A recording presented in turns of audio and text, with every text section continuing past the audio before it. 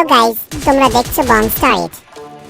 আজকে আমি বলবো ফ্রি ফায়ার ম্যাচের ক্রাফট এন্ড ক্রিয়েটর বেজ কিভাবে পাওয়া যায়। প্রথমেই একটা কথা, এই বেজ কোনো সাধারণ ক্রাফট এন্ড লেভেল বা শুধু কয়েকটা ম্যাচ খেললেই পাওয়া যায় না। কেন এর বর্তমান ক্রাফট এন্ড ক্রিয়েটর প্রোগ্রামে ক্রিয়েটর বেজ দেওয়া হয় ক্রিয়েটর ক্রাউন টিয়ারে পৌঁছালে। এর জন্য তোমাকে নিজের ক্রাফট এন্ড ম্যাপ তৈরি করে পাবলিশ করতে হবে, আর তোমার সব পাবলিশড ম্যাপ মিলিয়ে মাসে 1 লাখ ঘন্টার বেশি টোটাল প্লে টাইম অর্জন করতে হবে। মানে শুধু ম্যাপ বানালেই হবে না, তোমার ম্যাপ যেন মানুষ খেলতে চায়, বারবার ফিরে আসে এবং ভালো এনগেজমেন্ট তৈরি হয় সেদিকে ফোকাস করতে হবে। তাই unique game play, interesting challenges are নতুন নতুন ম্যাপ আইডিয়া নিয়ে কাজ করো। কোনো হ্যাক, চিট বা ফেক এনগেজমেন্ট ব্যবহার করবে না। গ্যারেনের ক্রিয়েটর প্রোগ্রামে ফেয়ার প্লে আর ভালো বিহেভিয়ার খুবই গুরুত্বপূর্ণ। আর একটা ইম্পর্টেন্ট কথা, ক্রিয়েটর বেজ পাওয়ার জন্য কোনো র্যান্ডম পারসনকে টাকা দিয়ে বেজ কেনার চেষ্টা করো না।